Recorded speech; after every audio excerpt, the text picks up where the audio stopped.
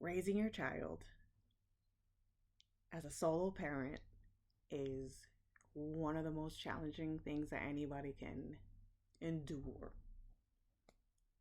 living this life that we're in.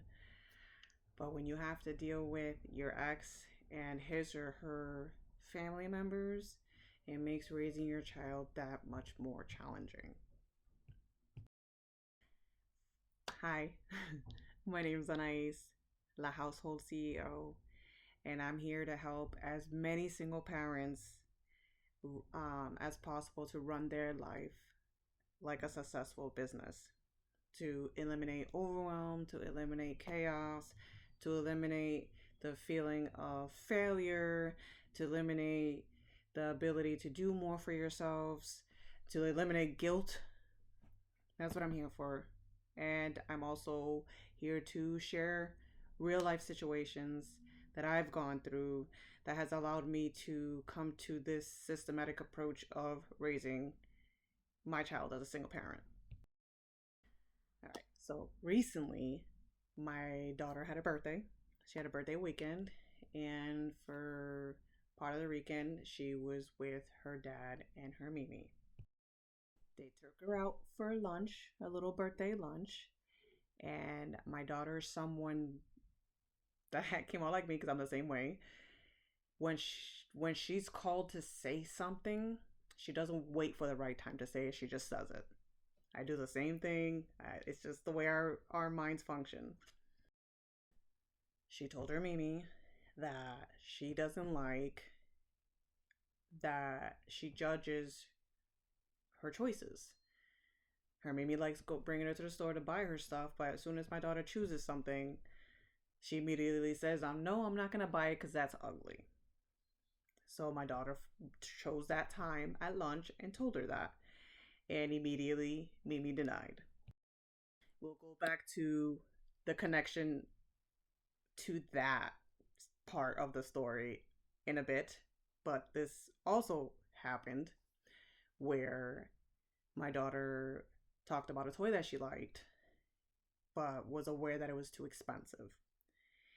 And her dad wanted to get it for her, and she said no. And then she proceeds to explain why she doesn't want her dad to buy that gift. She explains that she was able to make her own purchase with her own money. And after making her own purchase with her own money, she realized that, you know, that certain things are just not worth the money. Instead of Mimi and her dad being like, "Oh, that's nice," just showing her, like, her giving her praise, and then understanding and saying, "You know what, then totally understand. Let's, we'll get you something that is more comfortable for you to receive." No, instead of that, they Mimi told her that she is making her father feel bad for not allowing her father to purchase the what my daughter considered an expensive toy. I feel like anybody else would be like, "Wow, what a considerate child," just giving her praise. But no, they decided to try to make her feel bad for being considerate. Fast forward to the store. After the lunch, her Mimi wanted to bring her to the store to get her some more things for her birthday. And I believe that her Mimi was feeling some type of way because my daughter called her out on the fact that she judges her choices and that she doesn't like it. So my daughter went to her usual thing. She's like, "I like this toy. I would like to get this toy." Mimi was clearly feeling some type of way, so she tells her, "Why do you want to get that toy? It's meaningless." Like, who says that to a child? And my daughter goes and responds to her and says, "But I like toys. I play with my toys." And her Mimi basically didn't care what she said, or didn't hear or didn't care. Proceeds to try to convince her to purchase something else, like a pillow. She tried to convince my daughter to get a pillow instead of this cute little Minecraft toy that my daughter really liked. And I'm sitting there like, oh wait, so the toy is meaningless, but the pillow is more meaningful? How does that make sense? My daughter tells me that she almost was convinced, but she decided to stick with her guns and stick with the choice of her toy.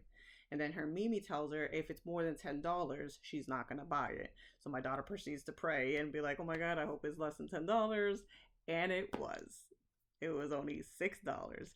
And the cool thing about my daughter telling me this story was that she was aware that that toy could have been more expensive because she saw that same toy at Walmart for $30, and that she was so excited that she was able to get the same toy for six somewhere else.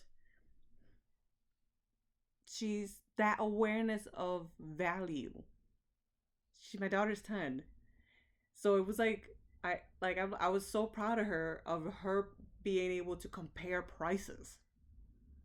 She has the ability to compare prices because this is what I've been teaching her. I've been teaching her financial literacy, and it's just just for me personally, after she was telling me the story, I'm like, wow, look at you, you're understanding the importance of comparing prices and the value of money. Like, I was just so proud, but for her to have to experience the opposite from her own Mimi and her own father, I just wanted to share that because, like, I know this is what makes, for me personally, it makes parenting that much harder because no one sees the future for your child like you do, like the main parent, the one that's actually the head of household. No one sees their future like you do. So they will these individuals that are that are family, it's family, are going to try everything in their power to make you feel like you're not doing the right thing, all because you're doing things differently from them. It's that simple. They don't like that you're doing things differently than they are. And since my daughter has a voice and she's not afraid to use it with respect, because I taught her that, always speak up for yourself, but you have to do it respectfully. So my daughter is 10. There is no other way that these individuals are going to be able to manipulate her, because I have raised her to stand up for herself and to always set boundaries right from the beginning. Um, so I wanted to share that because I know I'm not the only one who goes through this with family members. But you are the parent. You brought them into this world. You're the one putting in all the work. Well, since we're saying co-parents, there's this whole debate about like single parent and whole co-parent. That'll be like another video that I will talk about. But you're doing all the work. You're putting in all the work. That's you. They're not putting anything positive into your child or children. They're not providing any type of value to your child. So don't allow any of them to make you feel less than what you are, because you know you're putting all this into your child, into your children. You're going above and beyond for your child. Don't let anybody, regardless of friends or family, tell you otherwise, okay? If your child's healthy, has a roof over their head, they're doing very well educationally, academically, you're doing great, okay? I wanted to take this moment to share this and to know that you're not alone when it comes to dealing with family and you having to raise your child all on your own and have your own plans and your own system, okay? Thank you so much for watching. If you made it this far, I appreciate you. And until the next one.